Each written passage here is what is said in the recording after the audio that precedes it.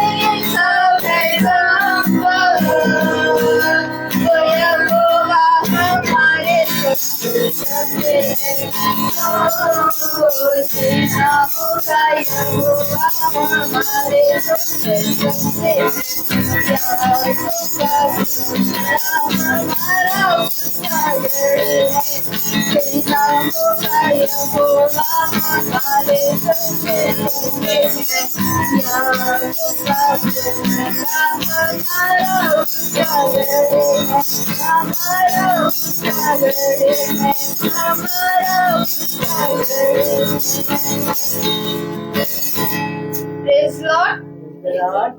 आइए हम सब वचन की ओर चलते हैं जो खुदावंद के दास हम सब के लिए लेकर आए हैं। Praise the Lord. Hallelujah. Hallelujah.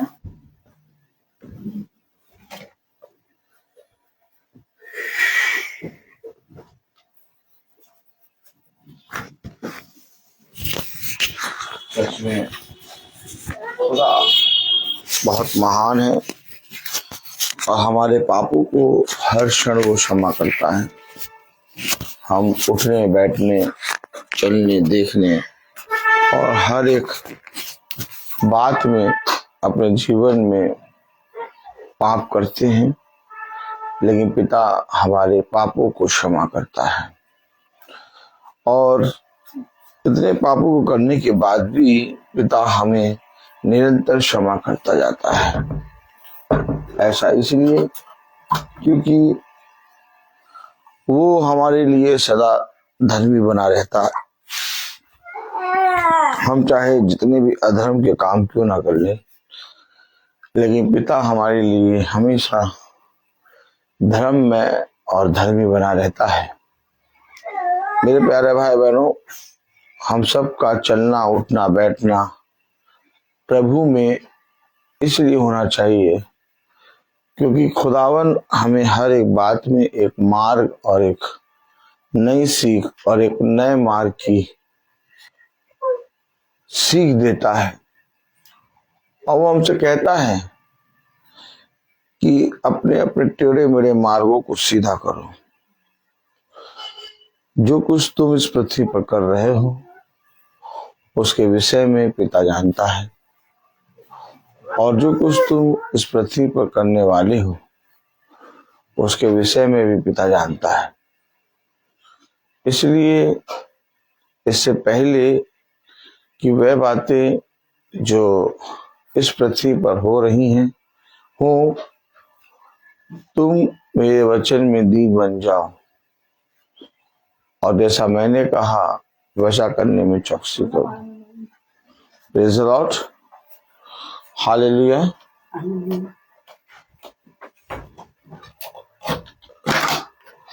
कितनी उत्तम बात। सच में पिता बहुत महान है और हमारे पाप में मन में जो कि हमेशा पाप उत्पन्न होता है और हमारे मन से निरंतर बुरा ही निकलता है, इसके बाद भी पिता हम पर दया करता है। वो सच में बहुत महान है, पवित्र है और अनुग्रहकारी है। आइए वचन को आदर और महिमा देने के लिए हम सब अपने स्थानों पर खड़े होंगे। हम निकालेंगे रोमियो उसका 5वां अध्याय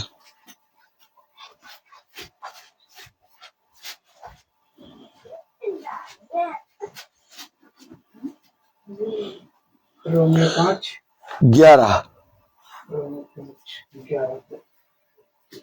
रोमियो 5:11 में खुदावन यूं कहता है, यही नहीं परंतु हम अपने प्रभु यीशु मसीह के द्वारा जिसके द्वारा हमारा मेल हुआ है खुदा में आनंदित होते हैं।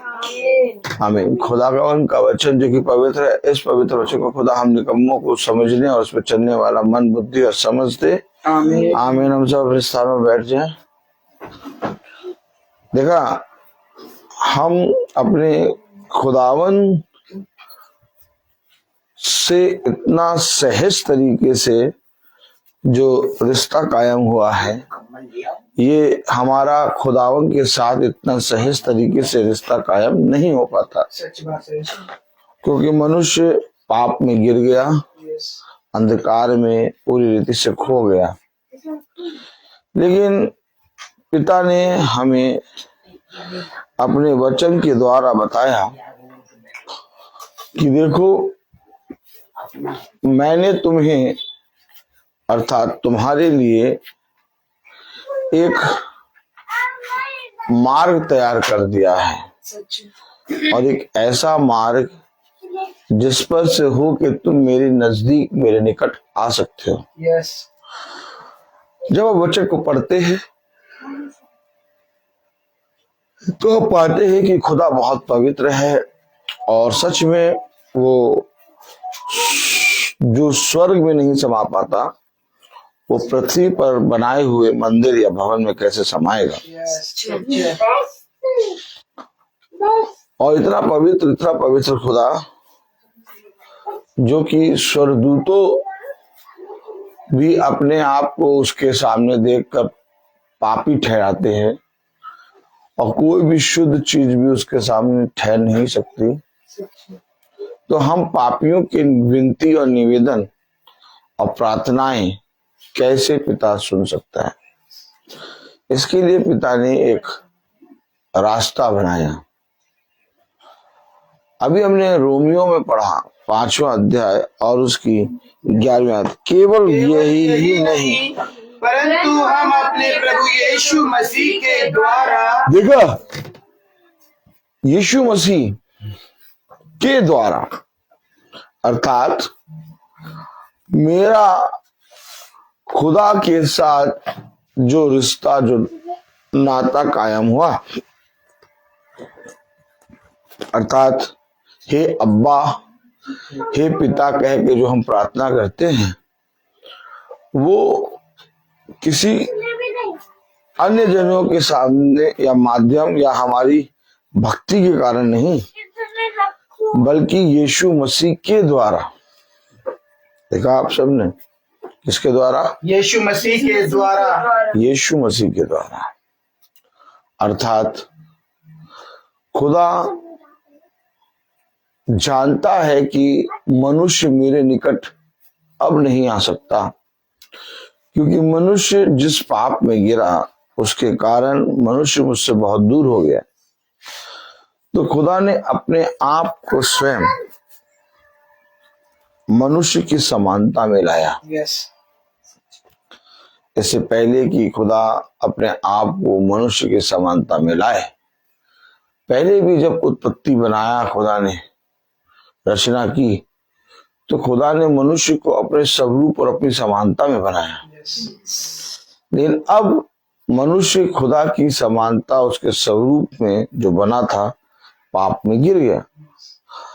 अब मनुष्य को एक बार फिर से उसे उठाना था, तो उसे उठाने के लिए उसने स्वयं को,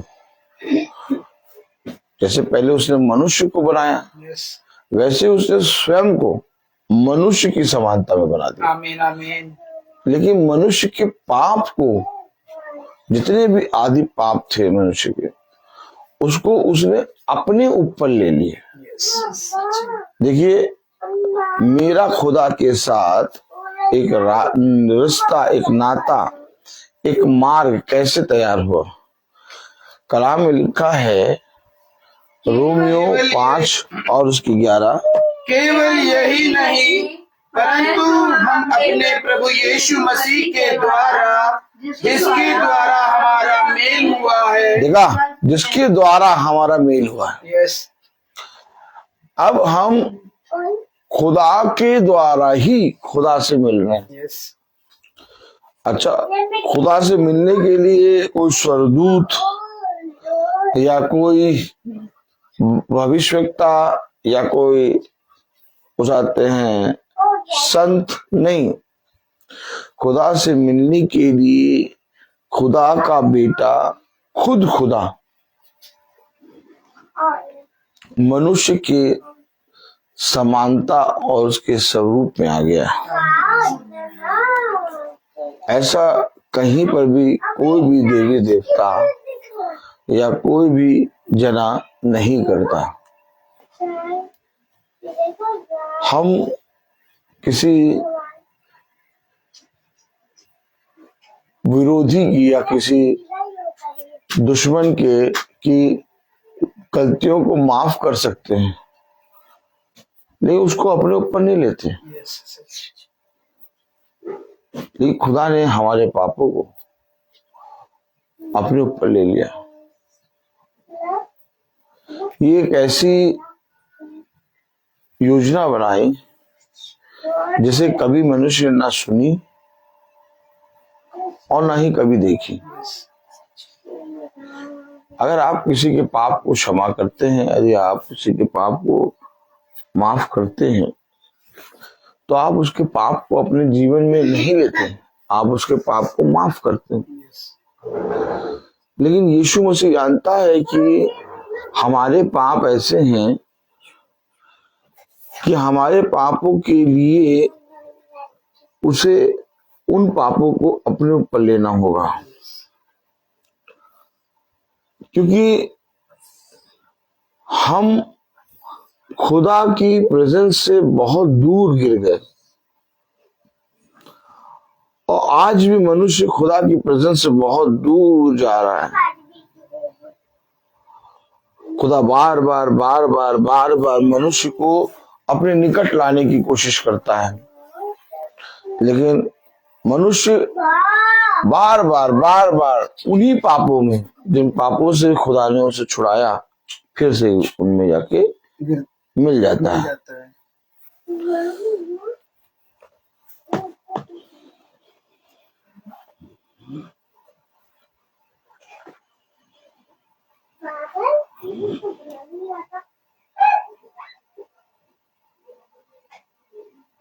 क्योंकि लिखा है नबी आयत में, अतः जबकि हम अब उसके लहू के कारण धर्मी ठहरे, तो उसके द्वारा खुदा के क्रोध से क्यों ना बचेंगे। देखा, लहू के द्वारा धर्मी क्यों ठहरे?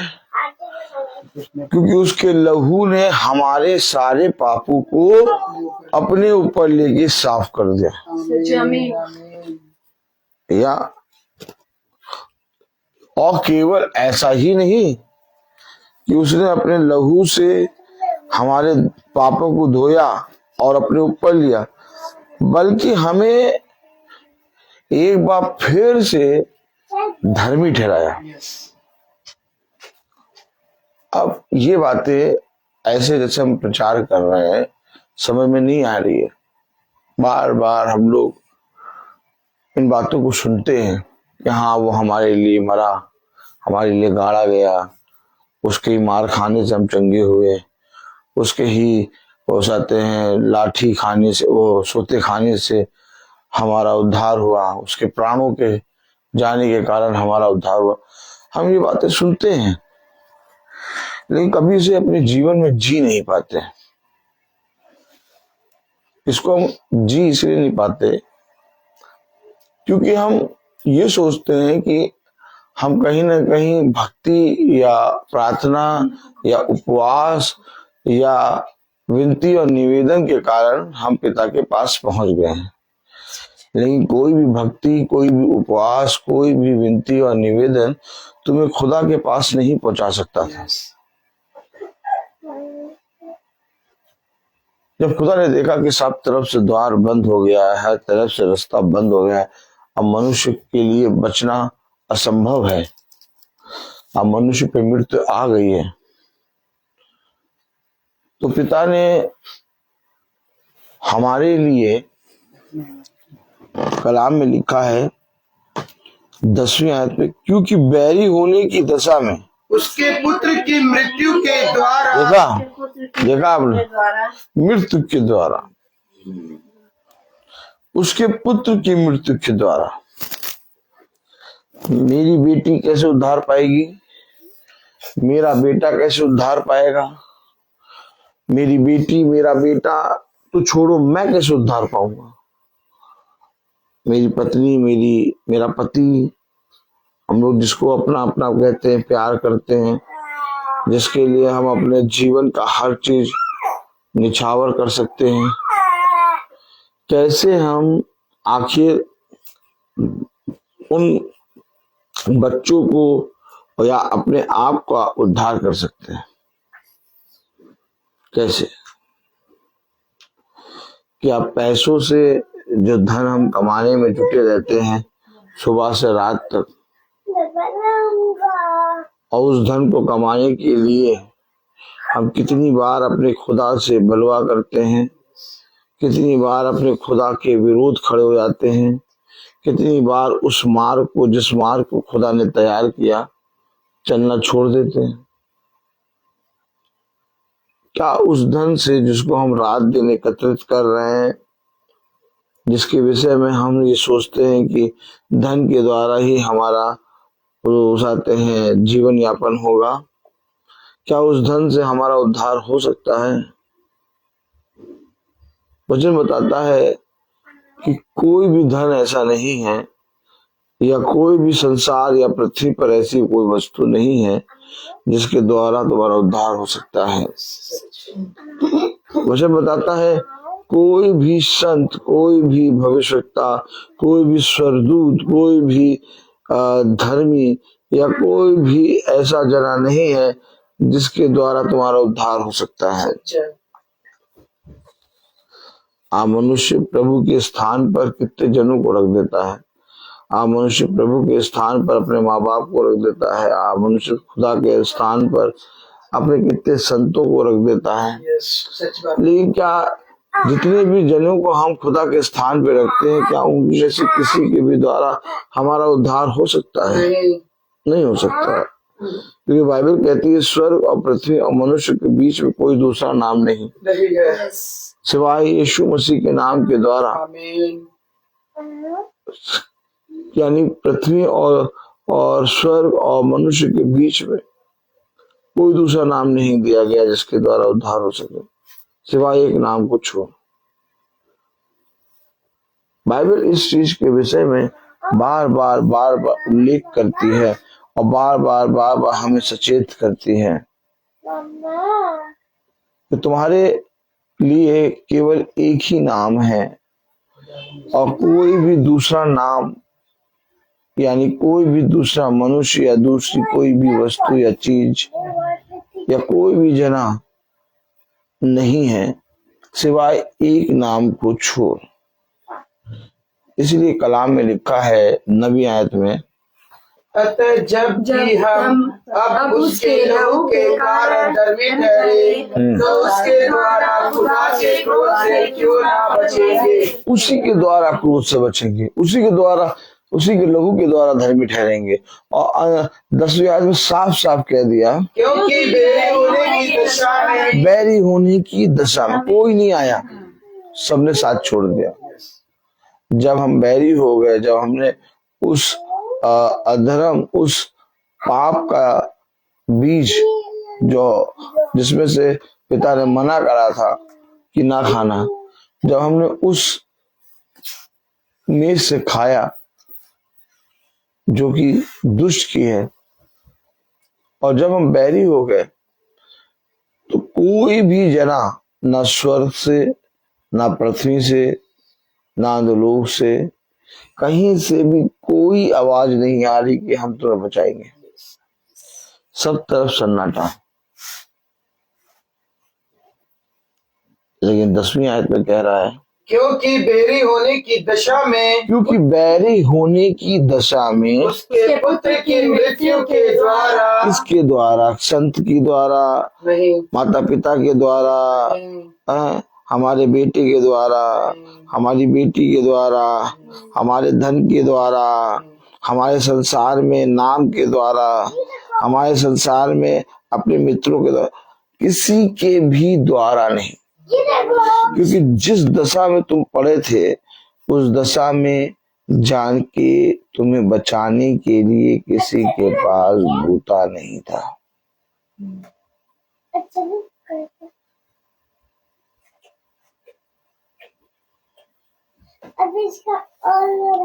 जिस दशा में तुम पड़े थे, जिस दशा में हम पड़े थे, हमारे उस दशा में किसी के पास हम केवल यीशु मसीह का ही नाम क्यों लें। आज देखिए ईसाई भी कितने देवी देवता, कितने संतों, कितने लोगों के नामों को अपने जबान पे लेता है और कहता है कि इन्हीं के द्वारा हमारा उद्धार होगा, भला होगा। ये एक मध्यस्थता है। क्या है? मध्यस्थता है। अरे तो मध्यस्थता कहाँ गायब हो गए थे जब हम बैरी होने की दशा में पड़े थे। वो मध्यस्थता का हाथ क्यों नहीं आया? भैया कुछ हाथ आता या तो मध्यस्थता आवाज देता। कोई आवाज आई? कोई हाथ आया? मनुष्य कहाँ भाग रहा है? मनुष्य अपने बनाने वाले, अपने बचाने वाले, जिसने लहू बहाया, उसके विरोध में फिर से पाप कर रहा है।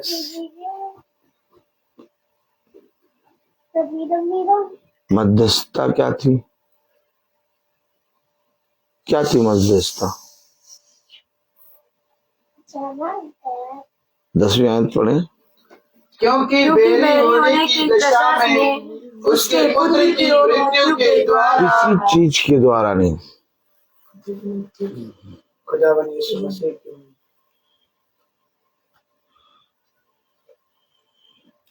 कितने नाम, कितनी चीजें संसार में, कितनी चीजें, कितनी अंधकार की चीजें, कितने अंधकार के काम इस संसार में पड़े और मनुष्य अपने जीवन का श्रेय या तो अपने माता पिता को, या अपनी मेहनत को, या अपने देवी देवताओं को, या संतों को, किसी ना किसी को दे देता है।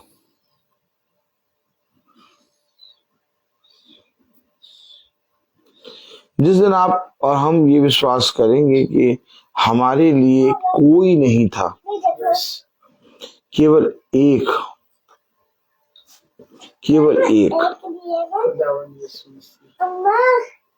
क्योंकि उसी के द्वारा ही हमारा उद्धार हुआ। जिस दिन हम इस बात को अपने जीवन में गांठ बांध लेंगे, मैं आपको सच कह रहा हूं, आप अपने खुदा के प्रति ईमानदार हो जाएंगे। कलाम क्या कह रहा है? वचन क्या कह रहा है? क्योंकि बेरी होने की दशा में, क्योंकि बैरी होने की दशा में उसके पुत्र की मृत्यु के द्वारा, उसके पुत्र की मृत्यु के द्वारा, अर्थात हमारा मेल खुदा के साथ हुआ। देखा, रास्ता बना दिया उसने।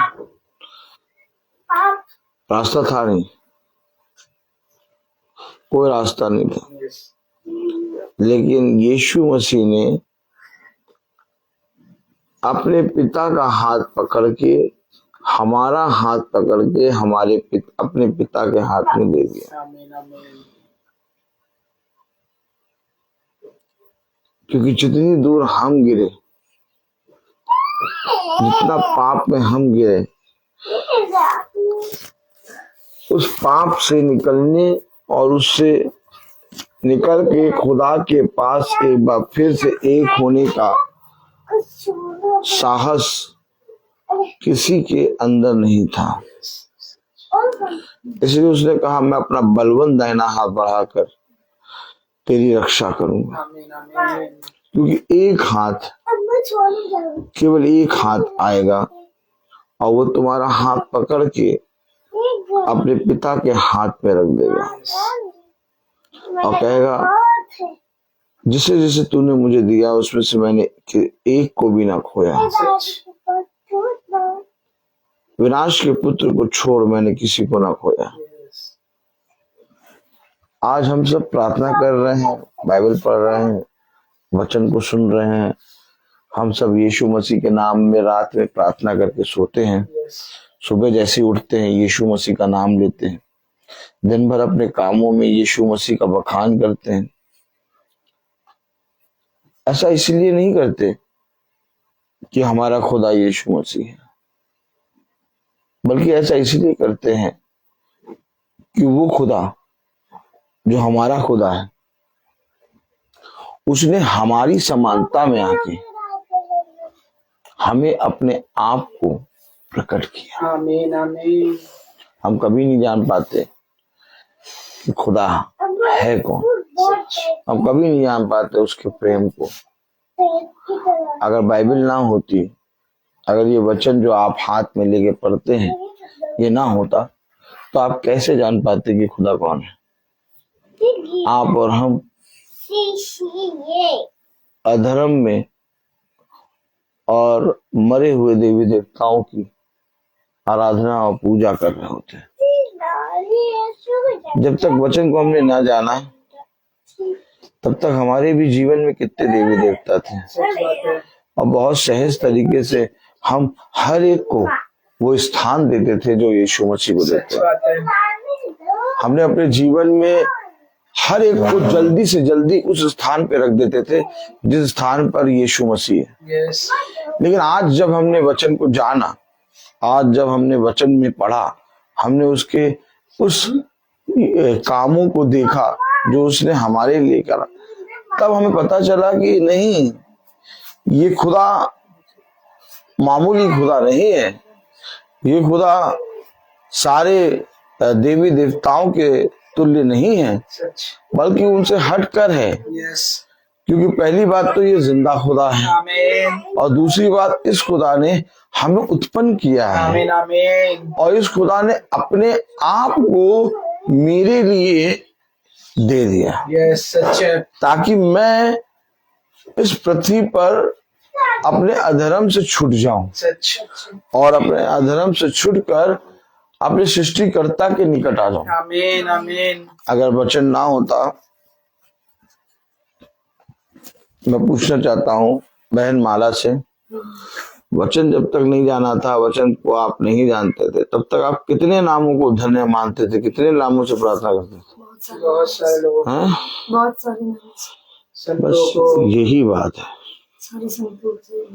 और ऐसी भक्ति थी कि कोई जना अगर हल्का सा कुछ कह दे तो हमें उसके विरुद्ध चिढ़ जाते थे। सच बात है, सच बात है। क्योंकि हम बहुत प्यार करते थे, अपनी जान से भी ज्यादा। क्योंकि हम जानते ही नहीं थे।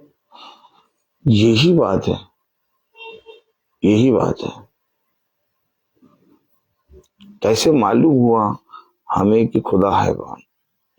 कैसे मालूम हुआ कि हमारे लिए सब नामों में धन्य खुदावन यीशु मसीह का नाम? कैसे हमें ये बात मालूम? ब्रदर रोहित ने नहीं, हमें वचन के द्वारा। हम कहते हैं अगर हमारे जीवन में ये पास्टर साहब नहीं आते, अगर हमारे जीवन में ये भाई नहीं आते, तो हम तो जान ही नहीं पाते यीशु मसीह कौन है। आहा, क्या सब चीज उन्होंने उस भाई को, उस पास्टर को दे दिया। हमेशा याद रखिएगा, जब तक वचन न चाहे कोई उसके निकट नहीं आ सकता। पास्टर भी और याजक भी पिता के वचन के द्वारा, उसकी उस दया के द्वारा उसे जानने पाते हैं।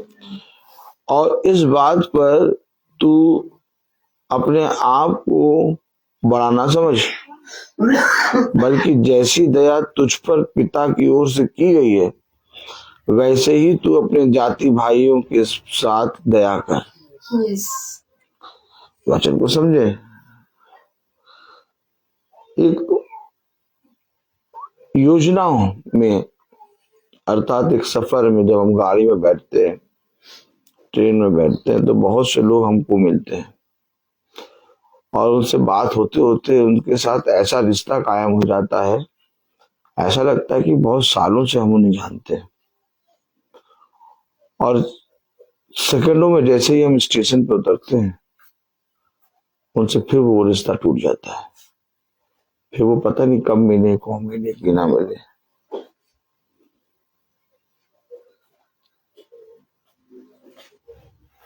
ठीक इसी तरीके से हम सबको पिता ने एक योजना में रखा है। एक जीवन एक सफर है और इस सफर में हम सब एक दूसरे से कुछ समय के लिए मिल रहे हैं और एक दिन आएगा जब हम सब अपने अपने स्टेशनों पर उतरेंगे। ताली नहीं बजाएंगे। और जैसे हम अपने स्टेशन पर उतरेंगे तो फिर हम पलट कर कभी भी उसको नहीं देखेंगे, क्योंकि स्टेशन पर उतरते ही सारे हम अपने मार्ग पर होकर सीधे चले आएंगे।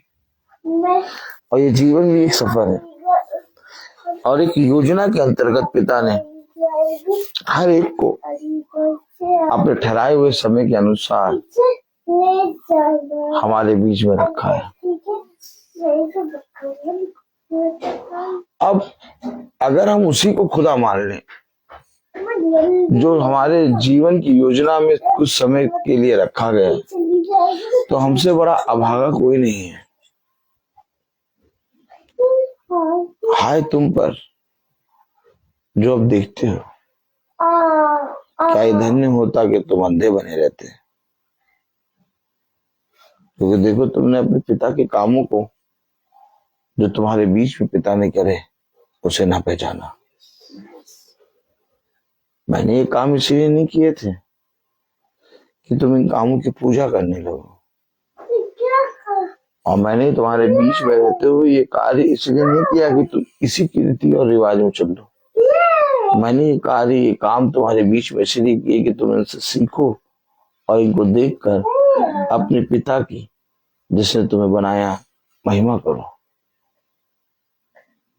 परंतु तुमने उन कामों को खुदा बना दिया। देखो मैंने तुम्हें इस पृथ्वी पर इसलिए नहीं भेजा कि तुम पिता की योजनाओं को जो तुम्हारे लिए पिता ने रखी हैं उनकी उपासना करो, बल्कि मैंने तुम्हें इस पृथ्वी पर इसलिए भेजा कि जो तुम्हारे सृष्टिकर्ता ने तुम्हारे बीच में योजनाएं रखी हैं उन योजनाओं को देख के तुम अपने सृष्टिकर्ता के निकट आने पाओ और एक दिन तुम रूबरू आमने सामने अपने सृष्टिकर्ता को देखने पाओ।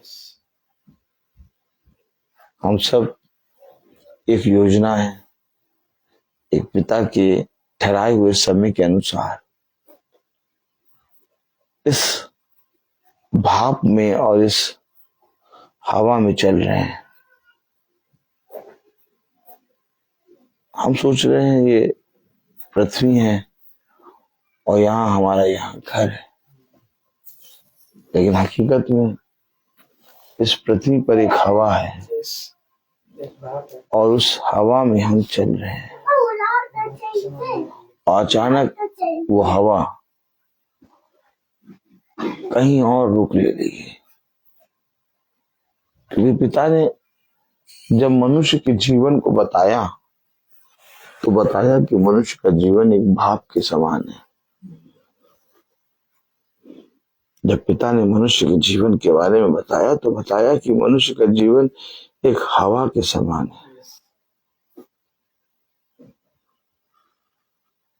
जब पिता ने मनुष्य के जीवन के बारे में बताया तो बताया कि मनुष्य का जीवन एक फूल के समान है। जब पिता ने मनुष्य के जीवन के बारे में बताया तो बताया मनुष्य का जीवन एक ओस के समान है।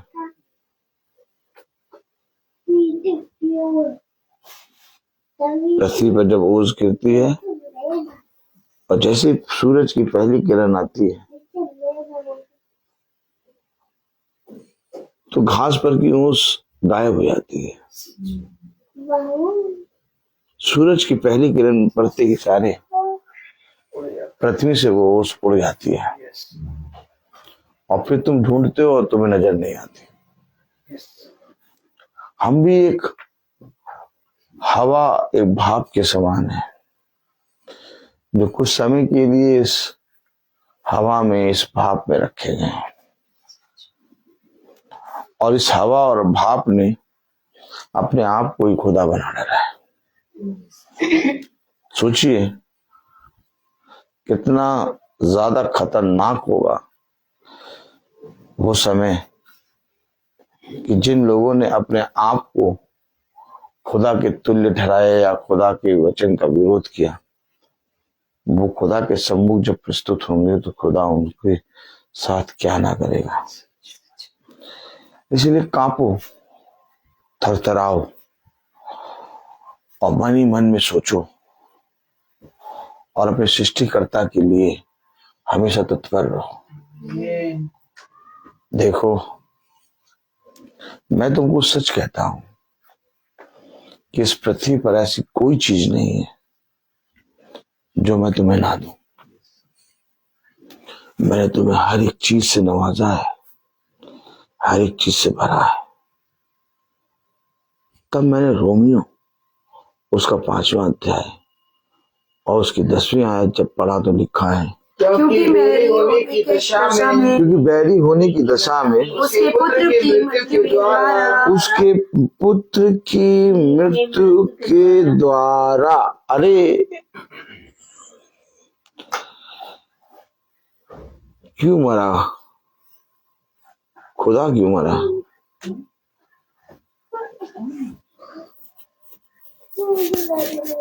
इसी बैरी को नाश करने के लिए। उसने कहा मेरी मृत्यु तुम्हारे लिए भलाई का कारण है। उसने कहा मेरी मृत्यु तुम्हारे लिए उद्धार का कारण है, मेरा जाना तुम्हारे लिए लाभ है। क्या मोमेंट होगा वो, क्या समय होगा वो, जब पिता अपने शिष्यों से बात कह रहा होगा। और सोचिए जरा कि जब शिष्य ये बात सुन रहे होंगे, आज सचिन अपनी तरफ खींच लीजिए, सोचिए जरा कि जब पुत्र ये बात सोच रहे होंगे, सुन रहे होंगे, तो उन पे क्या बीत रही होगी कि मेरा जाना तुम्हारे लिए लाभ है। वो इस चीज को अपने जीवन में ग्रहण नहीं कर पा रहे होंगे।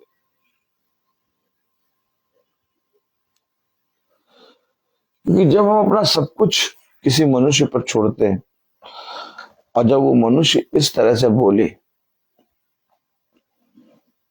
तो हम पूरी तरीके से असहाय हो जाते हैं। शिष्य भी निराश हो गए, असहाय हो गए। अभी तक उन्होंने कभी ऐसा सोचा ही नहीं था कि वो गुरुवर जो अंधों को आंखें दे रहा है, जो भूखों को भोजन दे रहा है, जो लंगड़ों को हिरन की नाई उछाल रहा है, वो गुरुवर जो 4 दिन के मरे लाजर को जीवित कर रहा है, वो भी कभी हमसे दूर होगा। उन्होंने कभी ये बात सोची तक नहीं थी। अचानक गुरुवर ने एक बार उन्हें बिठाया और ये बात कहने लगा, मेरा जाना तुम्हारे लिए भला है। क्या बीती होगी शिष्यों का, क्या हुआ होगा शिष्यों के साथ, उन्होंने इस वचन को कैसे ग्रहण किया होगा। आज हम सुनते हैं तो भुचक्का होते हैं, उनके साथ बीत रही थी। आज कोई वचन को प्यार नहीं करना चाहता, आज कोई वचन को अपने जीवन में ग्रहण नहीं करना चाहता। आज हर कोई अपने जीवन में अपने सृष्टिकर्ता को अपने जीवन से दूर करना चाहता है। क्या करें? क्या करें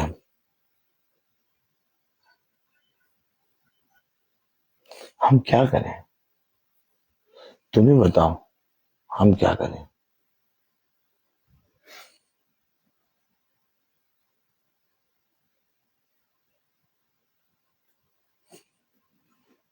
बताइए।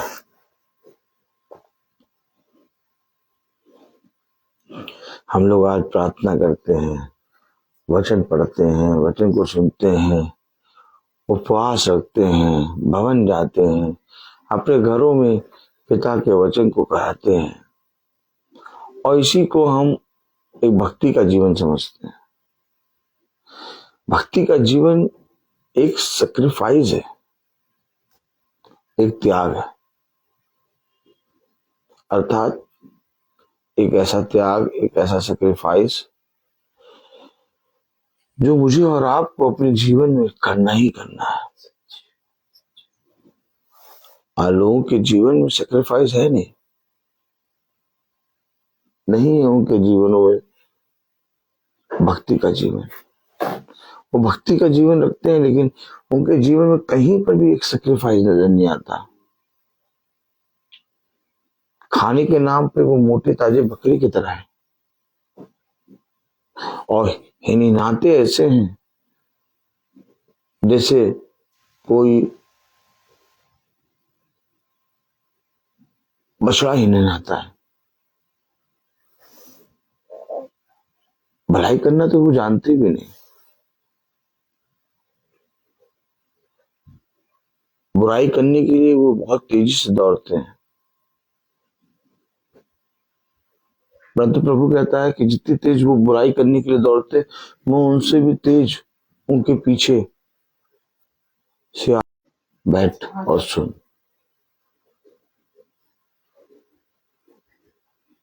ध्यान रहे कि तू किस रीति से सुनती, ध्यान रहेगी तेरा देखना कैसा है, ध्यान रहेगी तेरा सुनना कैसा है। हमेशा याद रखो, हम सब इस पृथ्वी पर जो कुछ भी कर रहे हैं, हमने उसको जीवन समझ लिया है। लेकिन मैं तुमसे सच कहता हूं कि ये जीवन नहीं है। जीवन है एक सैक्रिफाइस, एक त्याग। और जब तक वो त्याग, वो सैक्रिफाइस तुम्हारे अंदर ना हो, तुम मुझसे कुछ भी नहीं प्राप्त कर सकते। मैं फिर तुमसे कहता हूं, एक बार अपने खुदा के प्रति ईमानदार बनो, तब देखना खुदा जो स्वर्ग में है, वो स्वर्ग से पृथ्वी पर तुम्हारे लिए बहुत आयत से सारी चीजों से उत्तम चीजों को तुम्हारे ऊपर निछावर करेगा। आमीन। जब हमने रोमियो 5:10 पढ़ा तो कलाम में लिखा है, क्योंकि बेरी होने की दशा में उसके पुत्र की मृत्यु के द्वारा हमारा मेल खुदा के साथ हुआ। हमारा मेल, देखा मैं कह रहा हूं कि जब तक बीज मरेगा नहीं, फल नहीं मिलेगा। सच है।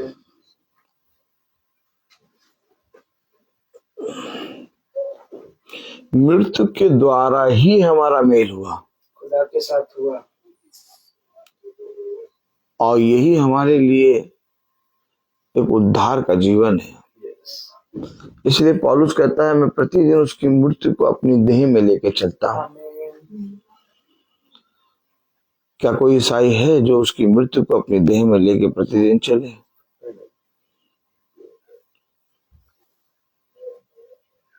गुड फ्राइडे वाले दिन सब जने उसकी मृत्यु को अपनी देह में ले लेनी है, और सफेद कुर्ता पैजामा और एकदम कब्रिस्तान वाली ड्रेस पहन के आ जाएंगे, तो मर गया मर गया। उसके बाद वो कहेंगे नहीं, अब हमारा खुदा मरा नहीं है।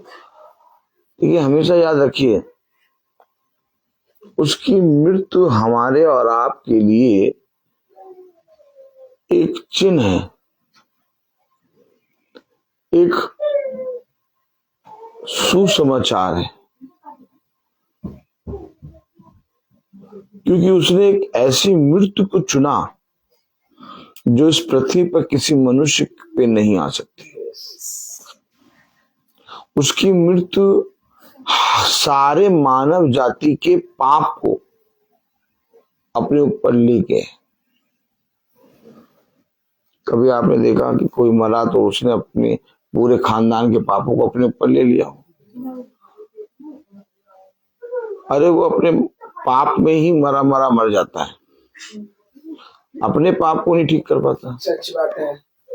दूसरे पाप को तो छोड़ो, लेकिन हमारा खुदा सारे मानव जाति के पाप को अपने ऊपर ले लिया। उसकी मृत्यु मेरे लिए एक सुसमाचार है। इसीलिए पौलुस कहता है कि मैं उसकी मृत्यु को अपनी देह में प्रतिदिन लिए चलता हूं।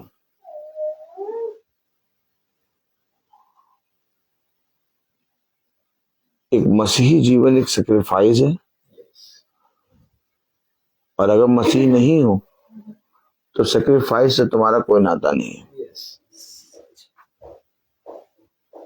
और अगर मसीह हो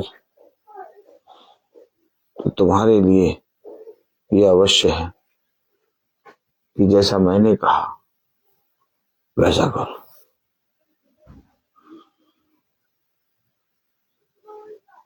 इतनी उत्तम बात कि हम किसी स्वर्गदूत या किसी संत या किसी पृथ्वी की वस्तु या किसी देवी देवता के द्वारा नहीं, हमारा खुदा अपने आप के द्वारा हमें अपने आप से मिलाता है। हमारा खुदा का मार्ग हमारे खुदा ने खुद हमारे लिए एक तैयार किया है। इस मार्ग को किसी मनुष्य ने, किसी देवी देवता ने, किसी पशु पक्षी ने, किसी पृथ्वी की जीव जंतु ने नहीं तैयार किया।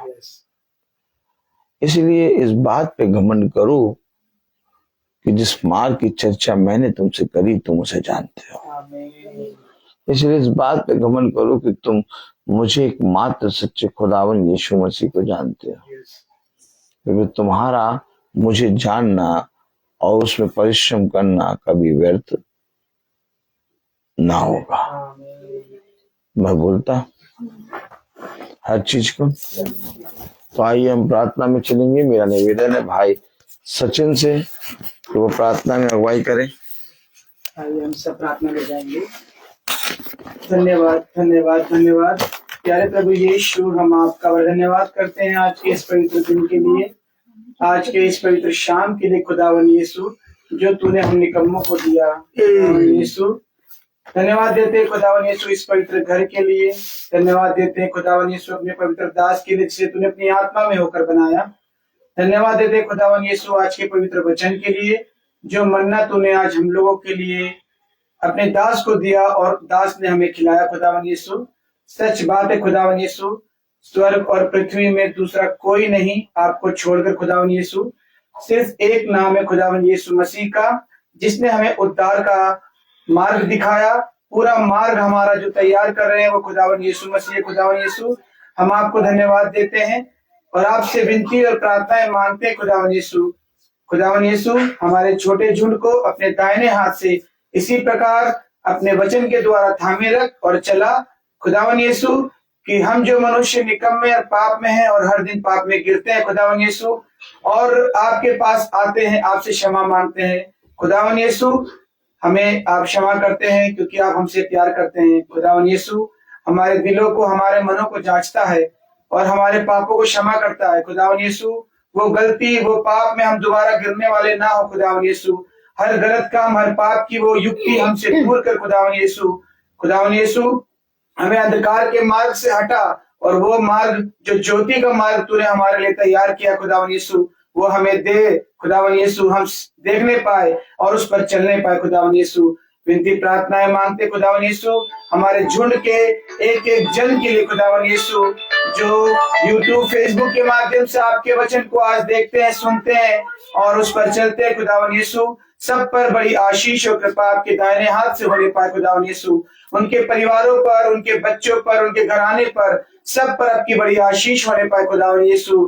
खुदावन यीशु कि जिन्होंने आज इस वचन को सुना है खुदावन यीशु, वे सब आज आपके इस वचन को ग्रहण करने वाले होने पाए खुदावन यीशु, और उस पर चलने वाले और दूसरों को बताने वाले होने पाए खुदावन यीशु। खुदावन यीशु झुंड में जो बच्चों के एग्जाम स्टार्ट होने वाले हैं खुदावन यीशु, हम विनती प्रार्थनाएं मांगते हैं उन सारे बच्चों को खुदावन यीशु अब अपनी आत्मा में बुद्धि और ज्ञान दीजिए, बल दीजिए, ताकत दीजिए खुदावन यीशु, कि वह अच्छे से अपने पढ़ाई को करे और जो एग्जाम उनका आ रहा है खुदावन यीशु उसको दे खुदावन यीशु। और हम सबका विश्वास है कि वो बहुत अच्छे नंबर से पास हो गए खुदावन यीशु। विनती प्रार्थनाएं मांगते खुदावन यीशु हमारे झुंड के उन सभी बुजुर्ग भाई बहनों के लिए जो बीमार है, तकलीफ में खुदावन यीशु, सब पर अपना दाहिना हाथ रख खुदावन यीशु और उनको चंगाई दे खुदावन यीशु। हम सब पर भी खुदावन यीशु अपनी दया बरसा खुदावन यीशु, क्योंकि हम निकम्मे हैं जो बार बार गिर जाते हैं पाप में और आपसे दूर हो जाते हैं खुदावन यीशु। खुदावन यीशु हमें क्षमा कर खुदावन यीशु, और हमारे पापों को क्षमा कर खुदावन यीशु, और हमारा भी दाहिना हाथ, अपना दाहिना हाथ हम पर भी रख खुदावन यीशु, कि आपके हाथ को पकड़कर हम चलने वाले होने पाए खुदावन यीशु। इनकी प्रार्थनाएं मांगते खुदावन यीशु अपने दास के लिए खुदावन यीशु, इस ठंड के मौसम में खुदावन यीशु आप उनके संग साथ साथ रहिए खुदावन यीशु, उनके वाहन पर अपनी कृपा और दया बरसाइए खुदावन यीशु। वे जिस भी घर में जाते हैं, वे जिस भी रास्ते पे चलते हैं, वह सब आशीष का कारण होने पाए खुदावन यीशु। आपके वचन को लेकर चलते हैं खुदावन यीशु, वे हर एक जगह पर आपके बीज को बोते हुए जाते हैं खुदावन यीशु, और आपके वचन के प्रचार को दूर दूर तक फैलाते हैं खुदावन यीशु। आप उनके साथ हर समय हर वक्त रहते हैं खुदावन यीशु। हम आपको धन्यवाद देते खुदावन यीशु। पूरे घराने पर आपकी बड़ी कृपा और आशीष होने पाए खुदावन यीशु। जो भाई बहन यूट्यूब फेसबुक से देख रहे हैं खुदावन यीशु, उन पर भी आपकी आशीष होने पाए खुदावन यीशु, कि वे देखे, वचन को सुने, सीखे और उस पर चलने वाले होने पाए और आपके देवड़ी पर गवाही देने वाले होने पाए खुदावन यीशु।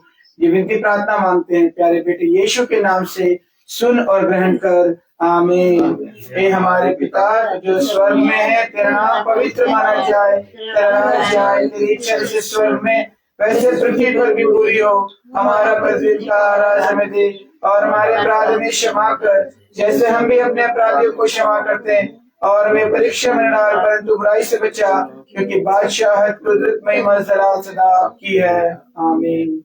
अब हमारे खुदावन यीशु जी का फजल, खुदा बाप की मोहब्बत, पापों की लिफाफा को चलाकर हमें जहर विश्वासी जन के साथ आपसे निकलने होती रहे, आमीन। धन्यवाद धन्यवाद धन्यवाद, सारे आशीषों सोते धन्यवाद धन्यवाद धन्यवाद धन्यवाद, सारे आशीषों के सोते धन्यवाद, सारी आशीषें आती ऊपर से, हालेलुया। धन्यवाद धन्यवाद धन्यवाद, सारे आशीषों के सोते धन्यवाद। Praise the Lord. तो भाई बहनों को praise the Lord, praise the Lord. सूचित किया जाता है कि कल की प्रार्थना कहाँ होगी मुझे नहीं मालूम, लेकिन तंबू लगेगा जरूर, और शाम को 5 बजे ही होगी। सब भाई बहनों को praise the Lord, praise the Lord, praise the Lord भाई, praise the Lord, praise the Lord, praise the Lord, praise the Lord, praise the Lord.